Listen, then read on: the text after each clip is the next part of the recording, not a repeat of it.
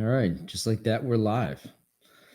So Wow. you had an interesting last 24 hours, I I guess, huh? did. I Yeah. did. And by the way, this is not like a Heineken. I realize how much it looks like it. It's it's it's a sparkling water. Mm-hmm. Yeah. Sure it Yeah, I is. No, yeah. flew into Toronto, have some meetings and stuff with the team. We've got 5 employees out here. And then so doing some regular quarterly rounds to the various hubs that we have staff in, and it's Toronto this week, and they got hit with a snowstorm dump, which, apocalyptic for everybody out here. Everybody coming in from Calgary landed on the plane. We're like, this is our average Tuesday. What the heck is this? City's shutting down. So, It's so yeah. funny that perception because us here in the Mid Atlantic, Mm-hmm. where we get an inch of snow and we're just outside of DC, so Yeah. DC gets an inch of snow and it completely shuts down the city. But then Yeah. you'd think looking northward that the folks up in Toronto would it's like it's a You walk in the would think. park. You would think, right? Yeah. Yeah. Yeah, not so much. It was very, very interesting to experience yesterday. So, Yeah. yeah.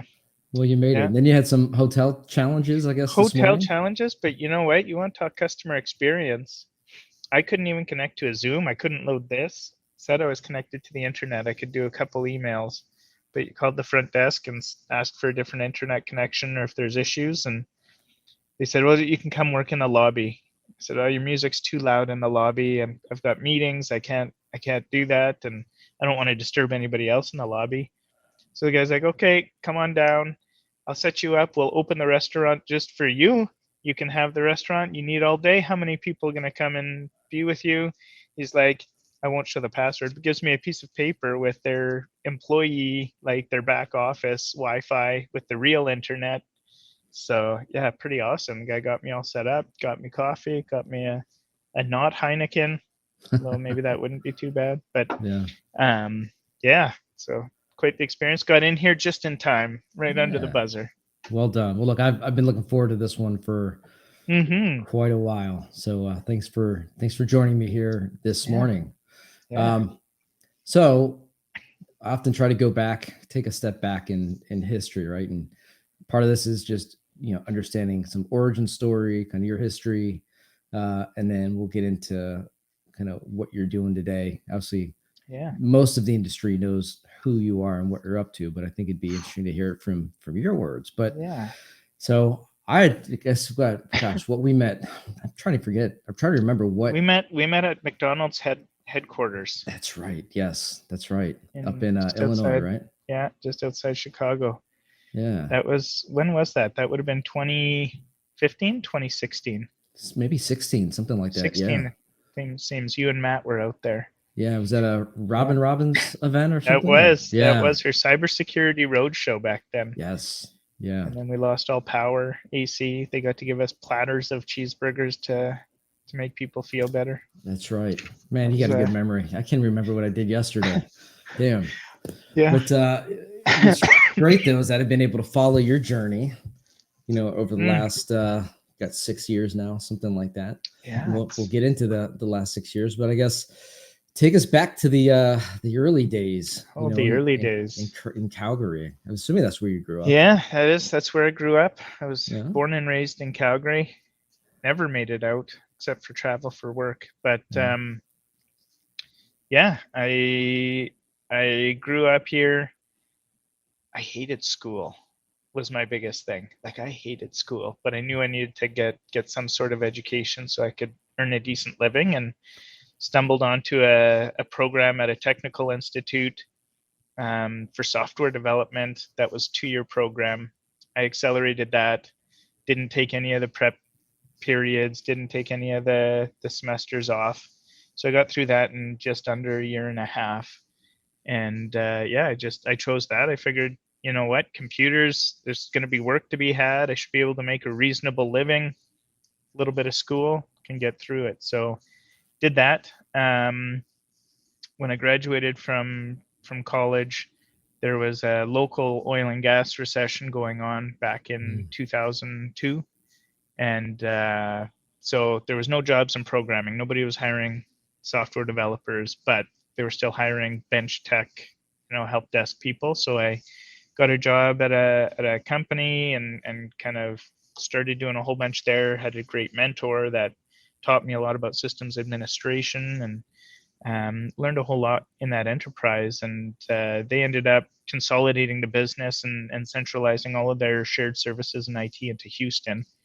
And I had no interest in moving to Houston at the time. I mean, now it's on the list of maybe cities I will move to in the next 10 years, but yeah, didn't want that. So I started looking for a job, and I stumbled on this tiny little IT services firm called Twin Solutions. And it was just two people that had started up this IT company, been running it for a bit. They had a third or another employee. So I was number 4, and I joined them back in 2004. Worked there for a year, and that was my foray into IT consulting and IT services. And the amazingness of being a person with ADHD that got to just deal with a ton of different small businesses and always something new. So I enjoyed that. Ended up getting poached when we lost a client to another IT company. They weren't called MSPs back then.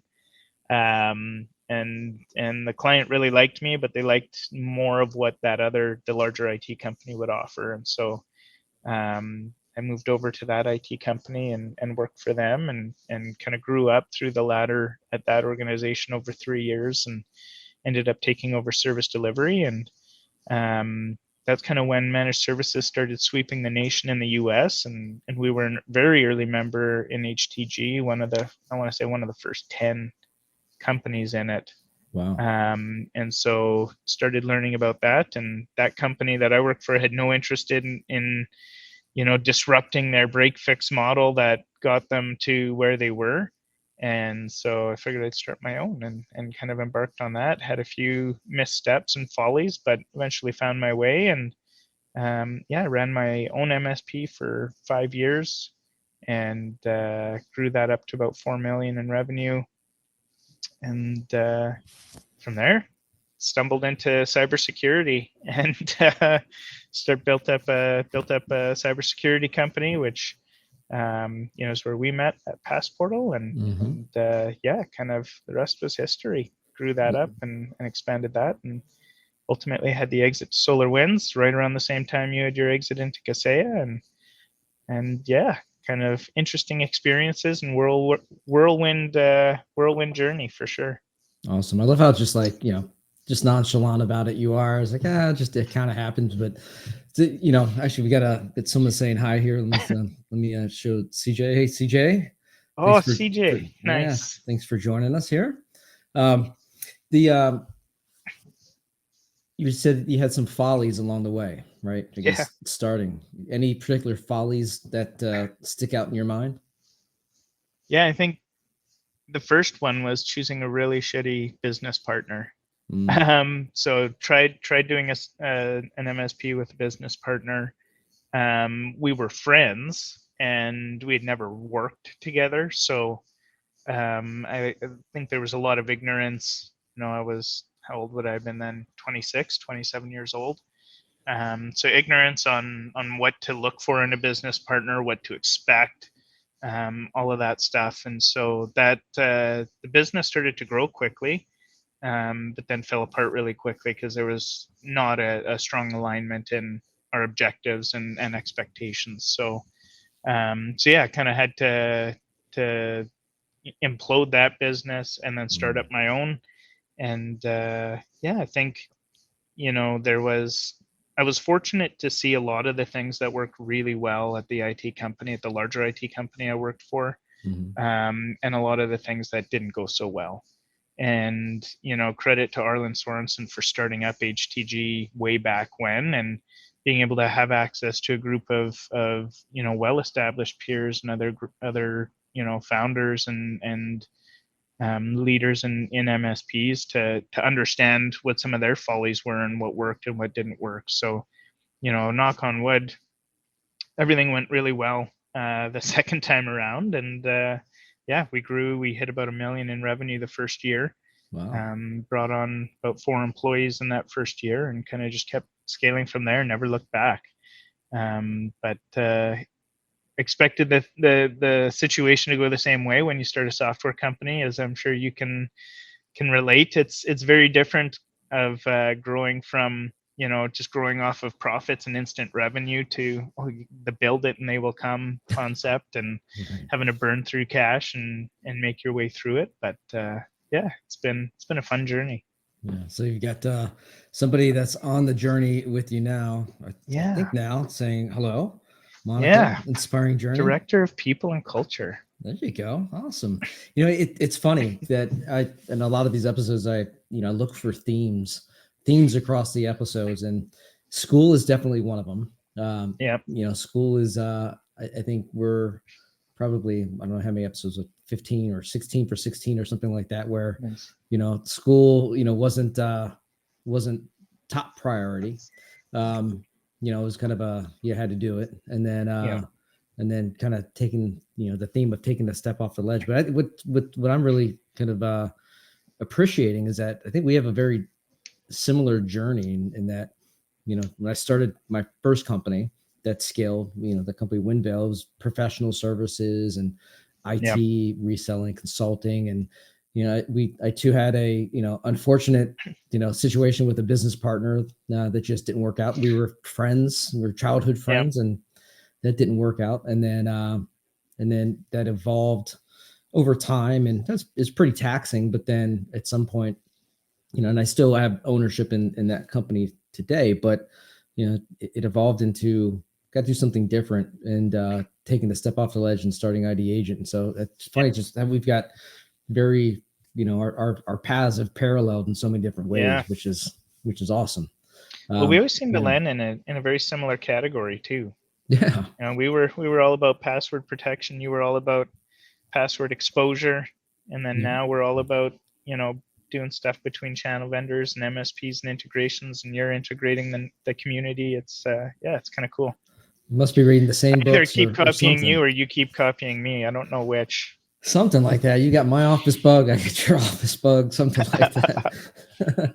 No, but it's we'll get into kind of all the kick-ass things you guys are doing these days. But so you had some bumps in the road. What were some of the kind of the pivotal moments for you, like the key wins, things that just really stand out in your mind, going back to even the early one that might have been, wouldn't call it a failure, but you had to pivot from it. But what are some key takeaways or wins? Some of the key things is a lot of people talk about focus and how important focus is when you're trying to run a business or drive a business, and throughout the entire business.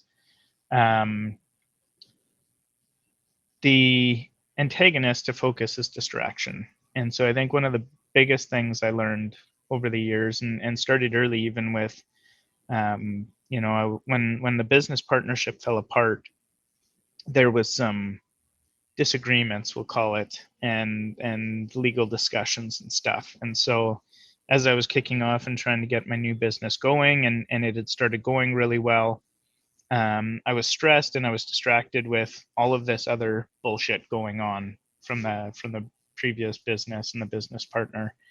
And I was fortunate to have an amazing business mentor who, I'd let him know this guy's, coming after me. He says he's going to sue me for whatever it was, $50,000-$70,000 or something, because he feels like I kind of did a bait and switch and stole everything off. And so he kind of came back to me, and he's like, okay, well, so it's $50,000 to $75,000. And he goes, does he owe you any money? And he had money from the business still locked in the bank account that he froze. And I said, yeah, like he owes me about $20,000. And he just put things in perspective. And I think that was the key learning for me is when you're stressed, when you may be dealing with a distraction, when things aren't going as well or the way that you expected, is, just stepping back, taking that breather, step back, look at things and say, where am I best fit to put my focus? Where am I going to get the best value and the highest impact? And, the way he put it, now granted, he was a billionaire. So for him to be talking to me saying, who gives a shit about 50 to 75,000? Who cares? Walk away from 20,000. I always said, oh, very easy for you to say, Dave. But But he was right. When you took a step back and you looked at the business, my business was already, months in, was generating about $30,000, $35,000 a month in revenue. That was pretty much all services. Like, that was labor. At the time, we didn't, that was so early in managed services that you didn't bundle a ton of other solutions in with you, so your costs were extremely low. And it was true. I was like, shoot, I could pay this guy out in 2 months and doesn't really matter. Walk away from the 20 grand. And he said, yeah, just focus on your business. And the time that you would spend worrying about that, stressing about that, and dealing with it, you can double or triple your business and you'll never look back. And so that was one of the most impactful things he shared with me, and kind of stuck with me. And so I think that's probably the number one learning. And then the second most valuable learning that he taught me, which we all know because the stats are all out there, is how easy it is to sell something to an existing customer compared to a new customer. Which, whatever the stat is, somewhere 9 times easier to sell something to somebody that already buys from you. Yeah. And so I was stressing because we had hit a bit of a plateau in the business for about a quarter. And so I met with him and I said, like, we haven't brought on a single new client this quarter, which is the first time. I've tapped out my personal network, referrals. We've tapped that out. And this was probably 2 to 2.5 years into the business. And we were at about 2.5-ish million in revenue. And he just said, like, he put it so simply, and we supported him, and all of his businesses were clients. And he just said, well, we're running on some older computers here, and we should probably be on the latest operating system and all this stuff. And I was like, what are you getting at? And he's like, how many clients do you have now, and how many computers are you supporting that you could go out and propose and probably demonstrate and explain value, sell the value of doing a project like that for all of your clients.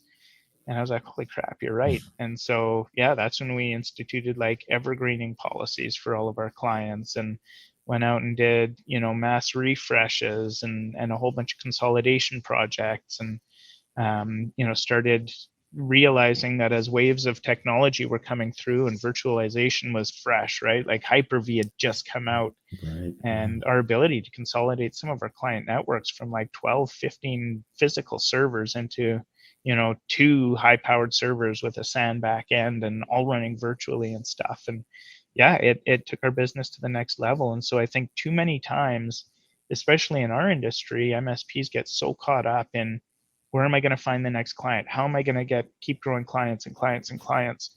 Whereas if you get out of your own way, first delivering an amazing experience to your clients has them talking about you, right? There's at the scale and size of most MSPs, I won't say all, no amount of straight marketing or ad spend is going to all of a sudden double your business, right? It's still going to come off the backs of your clients and the experience and growth of them, and partnership with them. So yeah, realizing that what you can deliver for value for your existing customers, what you can continue to stack on, new ways that you can partner with them and drive value for them and make technology their strategic advantage. That's the biggest thing for me, right? Yeah. So how great is that? It's a customer mentor, right? That's taking the time, Yeah, and challenging you, right, to think different, and yeah. challenge you to expand your business. Are you still in touch with that particular gentleman? Unfortunately, he passed away about, Oh, I want to say 5 years ago now, but geez. it was an extraordinary individual. Still in touch with his son though, who now runs the family office and the businesses and stuff. But yeah, no, it was excellent, and they ended up investing in and supporting Passportal back in the day as well. So just extraordinary family with Wow. quite a spectacular history of what they'd built and done and accomplished. So Yeah, it's funny, those mentors. So I had one that, so it was after high school. I guess it was while I was going to University of Maryland. I was working at this big pool company, right? We had 400, 500 swimming pools we managed Well, around Maryland, DC, and Virginia. And, and you say pool company and it's like, it's, a bunch of lifeguards and stuff like that. You don't realize that, yeah, these can be exceptionally large businesses. yeah, And I'd worked there for a number of years, running a lot of the territory in Maryland, and never forget. And a great mentor. I had these great long conversations. This guy, Roberton, who's he ran the company, was the founder's son. And one of the best things he ever did for me was fire me, actually, yeah, and it was an emotional moment for both he and I. I mean, I was yeah, kind of shell shocked, but taking a step back and realizing he saw that I was in the wrong industry. I was doing the wrong thing. yeah, I wanted to do well, but I was doing the absolute wrong thing. And yeah, it was a great mentor I learned so much about running a business, operating a yeah, business, metrics and all this stuff.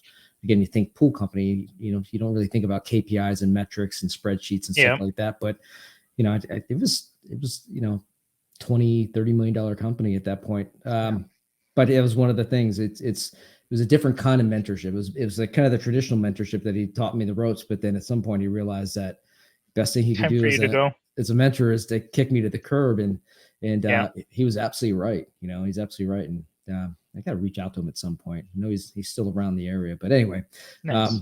I think having kind of those mentors, whether sometimes they're known or not known at the time, are huge. And then Yeah, you've kind of got that theme running where you join HTG and you benefit from the peer and kind of yeah, the feedback and mentorship. And again, that's one of the things I've really appreciated about our friendship is that yeah, it's funny, we've kind of we picked kind of the same, yeah. I guess, relative product categories, but you've always been just willing to listen to me, and we've had some really great conversations over the years. So Yeah. thank you for that. No, I appreciate it too. I mean, if you talk about learnings and stuff, I think early in my career, I was like most people in that I just held everything close to the chest, right? Mhm. Like, I don't want anybody to know, like, all the way down to you'd put testimonials on your MSP website, but you would obfuscate who gave that testimonial, right? You're like, oh, just client and energy services or John logistics A. company, Yeah.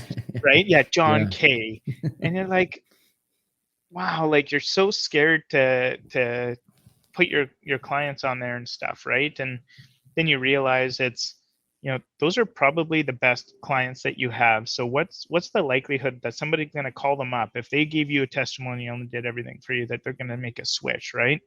But just in everything from product ideas, business ideas, how things are actually going in business, I think one of the biggest disservices any business owner or CEO or executive can ever do is that complacent answer when anybody checks in and says, hey, how's business, right? And you always go, oh, it's going good. Well, if it's going good, great, awesome. But we know, having run enough businesses now, a lot of the times it's going like shit. There's something that's not going the way you wanted. Something's Yeah. not working. Something's happening, right? And I think that's what I've appreciated the most in our conversations is, that humility and vulnerability and being able to say like, hey, like I'm dealing with this right now. Like, what ideas do you have? What do you think about this? What do you think about that? Because in vulnerability is one, you can earn trust with people more, and two, you can actually get help, right? Like Yeah. there's nothing that benefits you from being too proud to ask for help. And so for me, when you meet somebody that is willing to share back and knowledge share and help and support, that's the most beneficial thing, I think. So Yeah. yeah, and any type of peer stuff, I think that's the biggest. Don't be such a proud person that just always wants to hide stuff, right? Yep. No business is perfect. I remember, I won't say what business I sold to who, but in one of my business sales, we got through due diligence and everything seemed so amazing with the business that was acquiring us, and both were much larger businesses than what I'd built. And the deal had closed and got announced, and then the next day I got on a call with a bunch of their leadership team, and they said, awesome, well, now that we're done the deal, we can let you in that we have no idea what's going on over here, so let's try to figure this out together, right? So it doesn't matter how big the business is, right? Yeah. Like, people still deal with crap, right? Yeah. Man, I was almost sold my MSP to about a 75 person company very early on for a great deal. I'm still friends with that CEO, but I remember we were talking about the deal, and then he got a call, and it was from a client that was just kicking his ass about a printer issue, that they couldn't solve this freaking printer issue. And I just laughed. I was like, do you have any idea how refreshing it is for me to know that it's not just my little business that gets ass kicked about printer issues that you can't solve, scanners back when that was a thing, or, all of this stuff. No, you're a 75 person, super mature op, 20 million in revenue, and you still get phone calls because people can't get crap working properly, right? And so that's the thing is don't be willing to hide behind a facade of how things are going, because the most people, I think, ask with genuine intention of how things are going, and want to know and want to connect. And the ones that don't, you'll know really quick if you're like, it's not going good, and they're like, oh shucks, sorry to hear that, okay, have a good one, right? But the ones that dig in with you and try to understand what's going on, and offer some perspective and introspective, is those are the ones to keep around.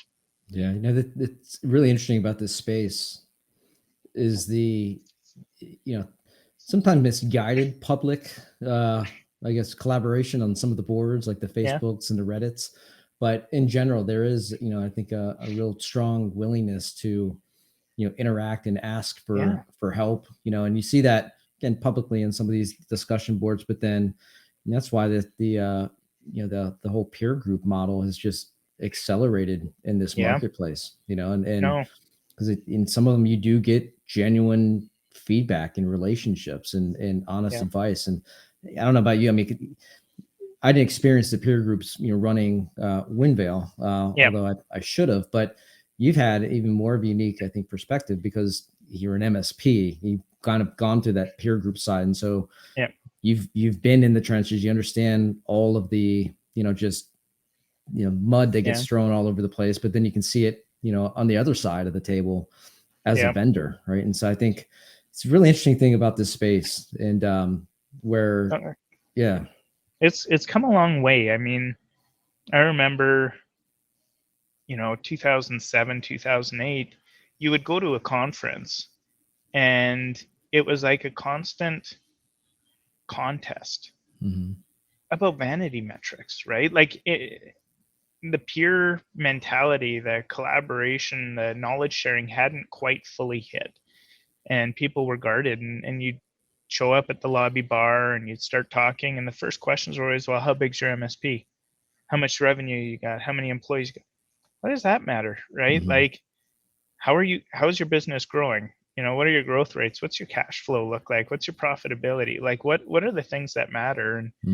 And it was this guarded contest to see just who could outdo the other. And I think I'd always try to take a different response, and I'd share if somebody asked me, and if they asked me, then I'd dig in on what some of the more interesting metrics were. And if they were clearly better than me, I wanted them to be better than me, because then I would start grilling them with questions, right? How did you do this? What did you do? And everything else. And the ones that were maybe not as far along as I was, and maybe they stood off, it was, you'd open up the conversation. Do you have any questions about how I do this or how I do that? I'd love to help you.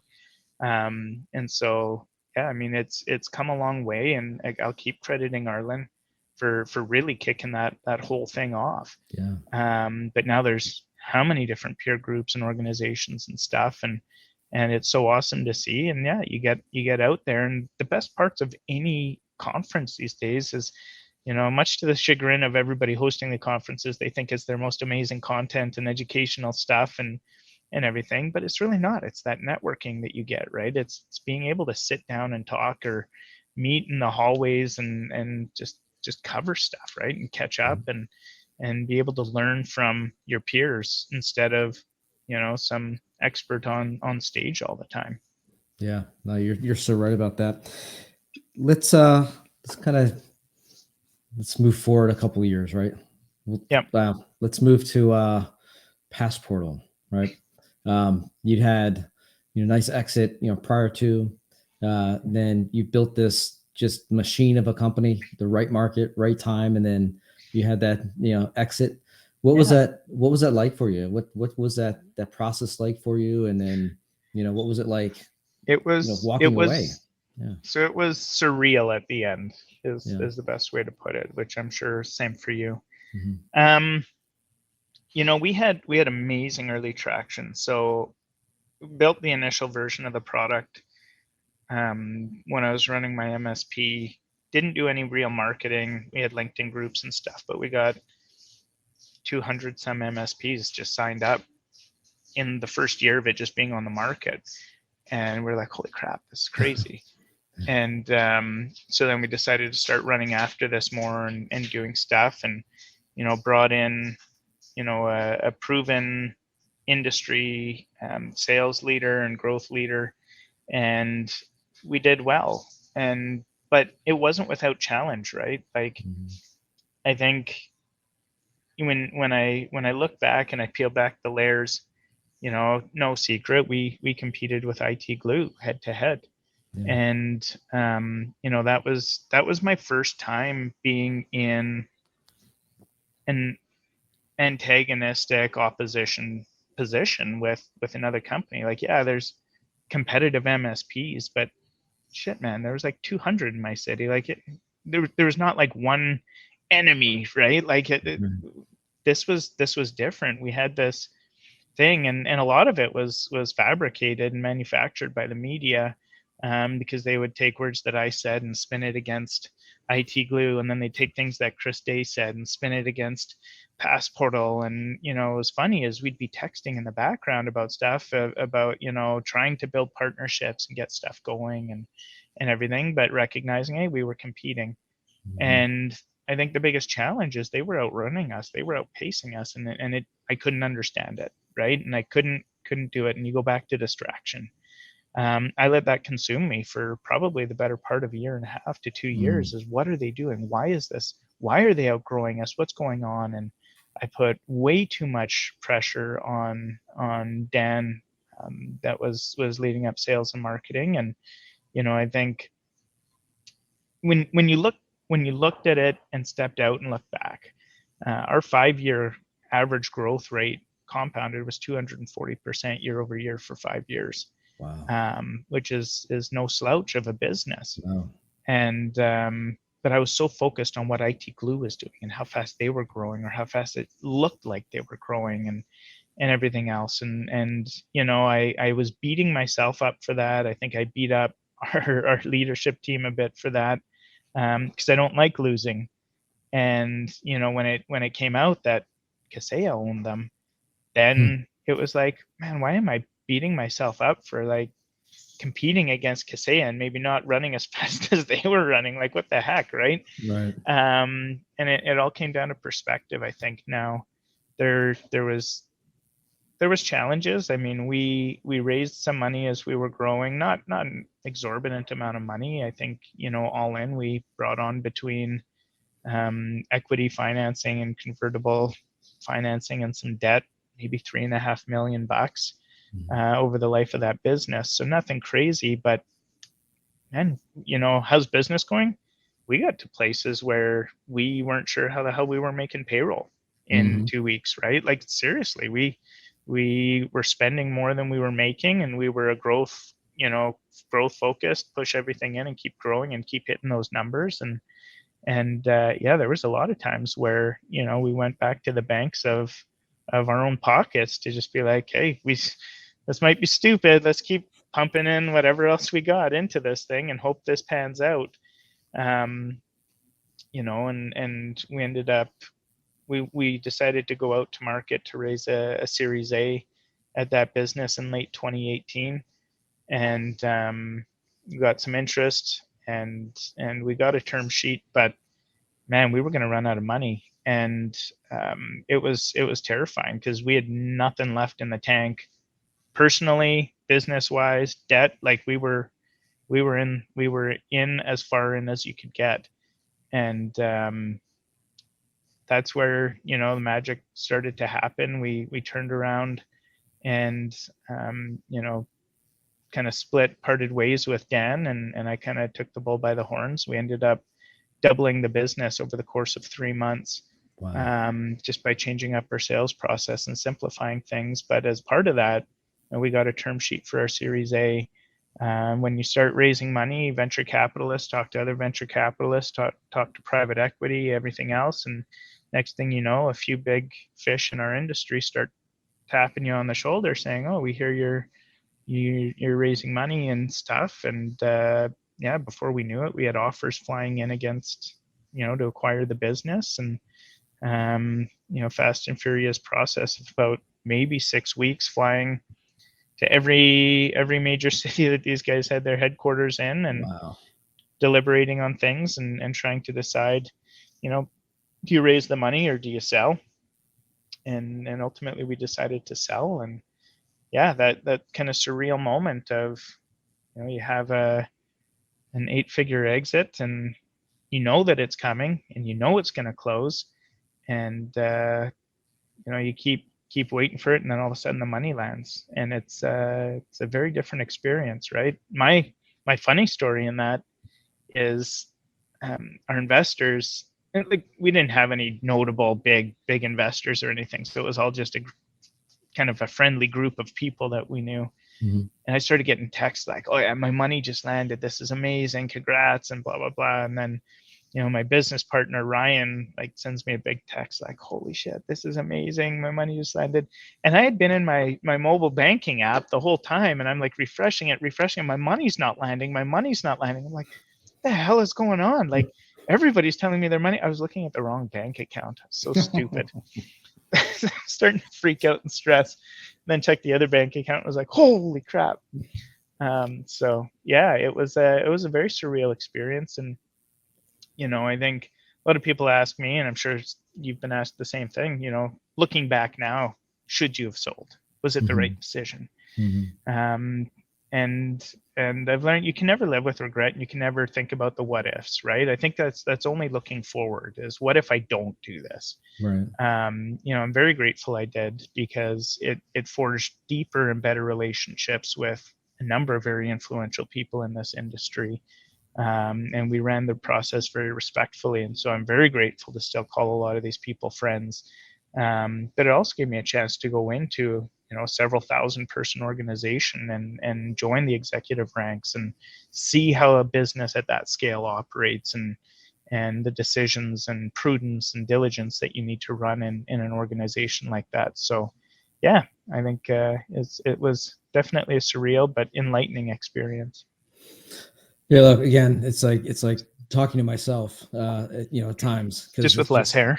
maybe a little less hair, but yeah, I mean, same journey, same exact kind of feelings and process. And you know, too, I was fortunate, you know, with Kaseya. I mean, you know, Fred, the CEO of Kaseya, what I learned from him over 2 years from an instrumentation standpoint, and just Yeah. running, you know, business at scale, it's just, it was invaluable. In a lot of ways, it was more valuable than the exit, because it gave me Yeah. kind of a, you know, gave me a crash course in MBA in scale, and try to apply a lot of Absolutely. those principles moving forward. And so, you know, Yeah. I was going to say that, you know, going back to your point where, you know, the media always has to have some antagonist, protagonist, you know, some drama. Yeah. Mr. Solomon chimed in and said, "Competition, whether real or perceived, drives innovation," and it's It does. definitely true. Definitely true words there. So Yeah. you stayed on for a while, and you learned a lot, and then I don't know, when you walked Yeah. away, you I did. Yeah. You know, still great relationship with their CEO over at Enable, and lots of the executives over there. Um, just, you know, it felt like it was time, right? I had gone through a crazy 10 years, almost 12 when you look at the integration and post acquisition time. But you know, 10 years of founding, building, and exiting 2 businesses. And, I think I was in this position where, I hit a comfort level working at Solar Winds or Enable, and it was comfortable, and had a lot of conversations with John, and really value the friendship that I built with him. And, as things got explained out in the media as they were considering this IPO spin out, and everything that ultimately formed Enable, I think it was definitely the right thing to do for the business, and I agreed with it wholeheartedly, having felt the challenges inside that business and the struggles of competing for just attention and resources, and what to do, and strategy, and really agreed with it. But I was tired, dude. I was like, Mm. I was tired. I needed a break. I was sitting there at 37 years old, and thinking, I don't think I've got it in me to go through 1,200 person carve out IPO, and give my all to this business to do it. And so I talked to John, and told him how much I agreed with it all, but I didn't want to hold back or impede what they were building towards and what they were doing. So we shook hands, and I stepped out of the business, and still love watching them and the journey, and what they continue to build there. But I was tired, and I wasn't sure, am I going to retire now? Am I going to stop? Am I going to do anything else? And yeah, I took some time off, a couple months, and eventually got bored spending time with myself. I think you are your own worst enemy at times. It's like, oh man, I gotta do something else. So yeah, kind of similar path again to you, and started having conversations with all my friends in the industry, was watching the Reddit board, was tuned into the Facebook groups, had conversations with, I don't even know how many MSPs and channel vendors and stuff, and sat back and said, how can I contribute to this again? How can we dive in? And ultimately landed on what we're building today in Gradient, and now we're 2 and a bit years into this, and yeah, and I continue trudging through. Well, one, I knew you wouldn't sit on your hands too long, and so I knew it was a matter of time. But two, let's dive into Gradient, because Yeah. it's been awesome. You can have a behind the scenes interactions with you. Yeah, Put the and hamsters on the wheels. yeah, look, I mean, again, we're kind of same stage of development, and Yeah, we're both trying to figure it out, and back to the grind of cash flow and hiring yeah, and man. all that fun stuff. But let's tell us about Gradient, and Yeah, what you guys are doing, because it's from what I see, what I know, it's pretty damn awesome. thanks, man. It's Yeah. it's definitely different what we're doing, and we want it to be different. I I'd say I did not want to be trying to build a better mousetrap again, because you get so caught up, when Matt said competition drives innovation, but it also drives more distraction, because it's just a copycat game, right? The second that somebody else does something, somebody else does it, or a second you're truly being compared to somebody else, it's like, well, we have all these things, yeah, but you don't do this that they do, right? It's always the one thing you don't do. Right. But yeah, in our conversations, and even just leveraging on our past experiences running an MSP, running a channel vendor, we sat back to try to understand the biggest struggles in truly growing those businesses. And on the MSP side, in talking with MSP owners, what we heard over and over and over was that it was the running of the business that was holding them back, right? They were dialing in their service delivery, they were busy, they were growing that way, but when it came back to all the back office stuff, all the things they had to do in the back end, that's where they were dying. That's what was crushing them. And I remembered the same thing, right? Like trying to stay on top of finances, trying to still get bills out on time, trying to just keep shit together, was a challenge. And when we looked at it, the big thing was it's all manual effort. All of it was manual effort. Everybody in our space, and credit to them, like this industry has evolved so much over the last 20 years. Mm-hmm. But we automated everything on service delivery. We automated so much in being able to deliver a world-class service to clients, and we automated next to nothing on the back end. Nothing, right? So when you think about it, like most MSPs are on a foundation of a house of cards, right? When it comes to their structure and how they're organized and actually operating the business versus the service that they're delivering. The product is polished as hell, man, like just beautiful, and they do such a good job. But the back end wasn't. And so when I dug into that, it was, in my opinion, it was is this lack of integration for them. Right, they're running their businesses on these PSA solutions, and depending on which one they had, sure, they have more integrations than some others, but nobody had it all dialed in. Nobody had it all automated and integrated. And then when you would talk to channel vendors and say like, hey, like, are your partners asking for this? Yeah, every single one. Everybody said every week they get hammered by their partners saying, why don't you integrate with my PSA? I need this to flow. I need that to flow. And I remember the same thing at Passport, and we spent a fortune building integrations with every RMM, every PSA, and everything else, while trying to build the best password and documentation system that we could possibly offer. And it was hard, and that same challenge still rang true with the vendors that we talked to. There's 20 PSAs now. Even if I go to what's maybe the most popular 5 or 10, it's going to cost millions in R&D to build these integrations, get access to build the integrations. And with market consolidation, we know how competitive and crossover the landscape is now. Yeah. And then just building the integrations, maintaining them, supporting them, while still trying to be the best of breed solution of whatever category they were in.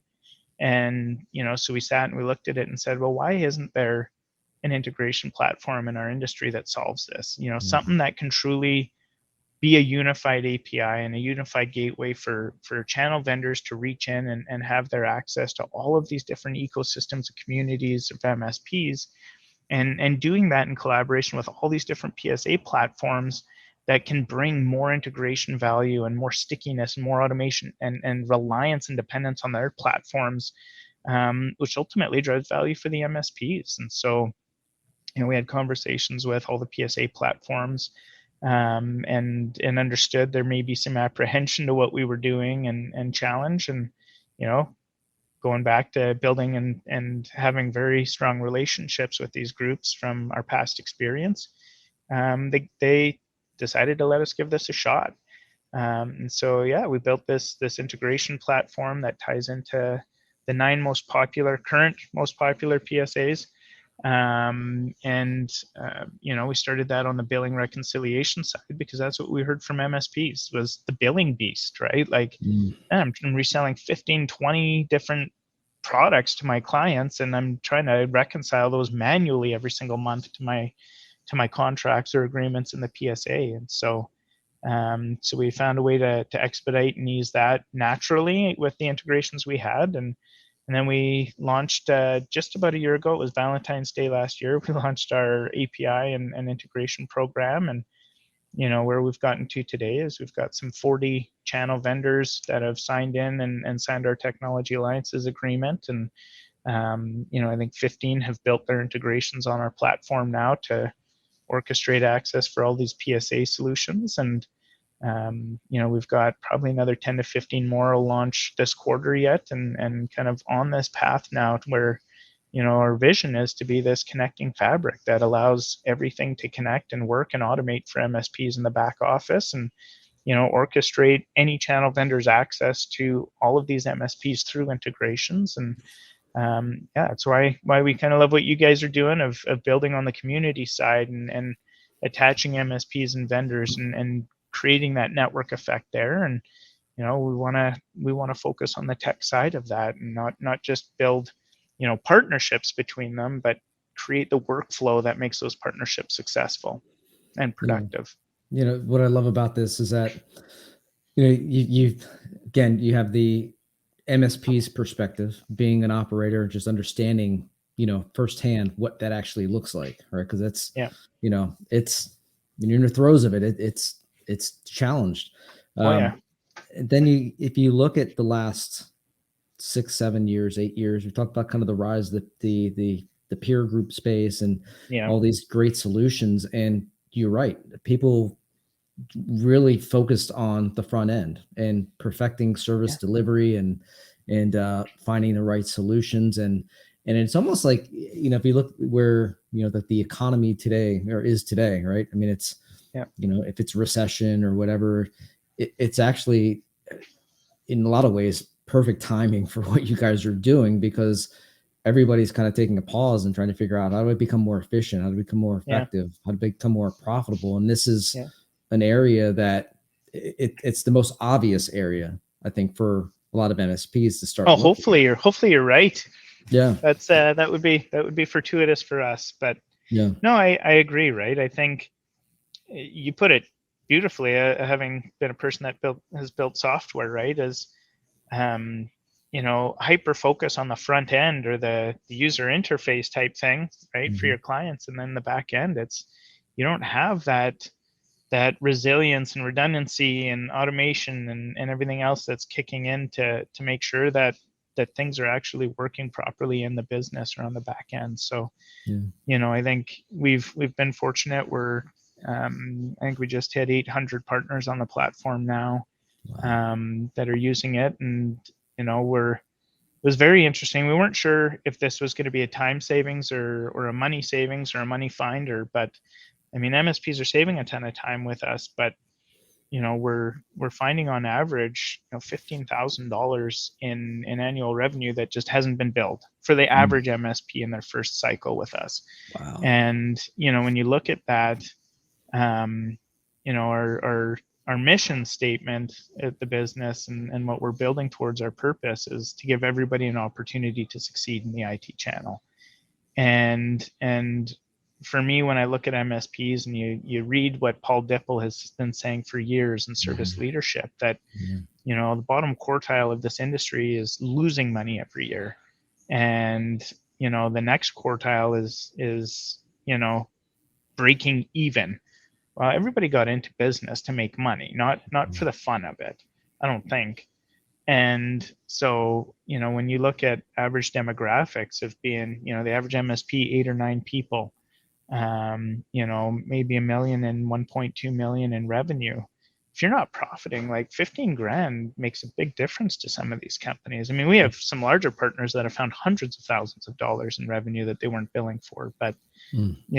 it's stuff like that if we're contributing that way, how can we leverage that to drive success for them? And where else can we find, these time wastes or leaks in their business that, can just be solved by something as simple as a technological integration, just bridging products together. So, yeah, it's been a fun journey. It's been not without its challenges. I mean, everybody on the outside goes and sees, oh, these guys start, and then a year later they raise, just over $10 million, and oh, they ramp up and they're growing and they're everywhere, and look at all these partners and stuff.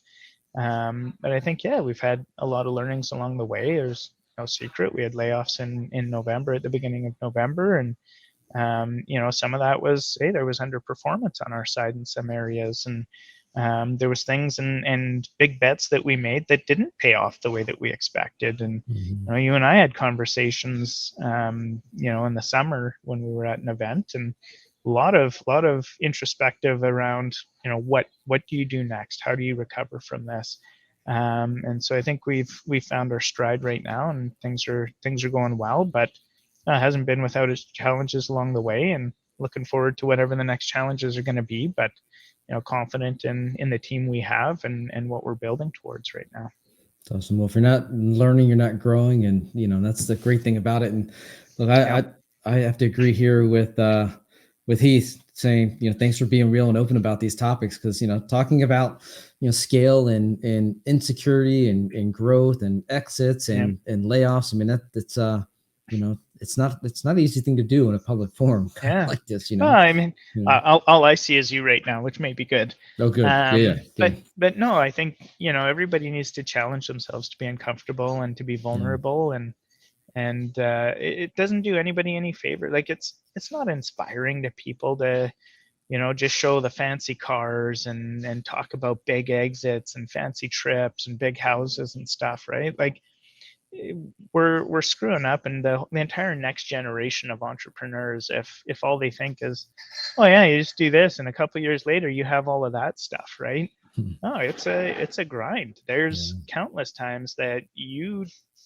are not sure if the business is going to survive, right? You're not sure if it's going to continue or anything else. And that's a lot of stress. And I think all of those nice things are just the rewards for the fortunate few who made it through, right? And for every success story there's thousands of failure stories. I've had my own failure stories and stuff. And I was chatting with Jimmy Hatzel from Quick Pass recently. Actually, we just did a podcast as well, and he said, I don't know if it's just conversation bias of only talking with the successful ones, but it seems like a lot of people have been successful in the space and done this and done that. But I think there's something to be said and stuff for the people that haven't made it through, and the learnings that can come from all of that too. So if there's things in my past and missteps that can help other people and help them avoid it, hopefully they're not ignorant like I was sometimes, hearing missteps and being like, it's just because you did that wrong. But I think always good to share and open and make people feel more normal. Yeah. Well, look, I mean, I can't thank you enough for agreeing to do this, and I really do appreciate your friendship and your openness and just being vulnerable and having this conversation. So thank you very much. Yep. Thanks for everybody that's submitted some comments and watched, and this will be out on all those podcast apps here probably in the next couple of days, next week or so. And so definitely tune in, and thanks again. Thank you, man. Take care.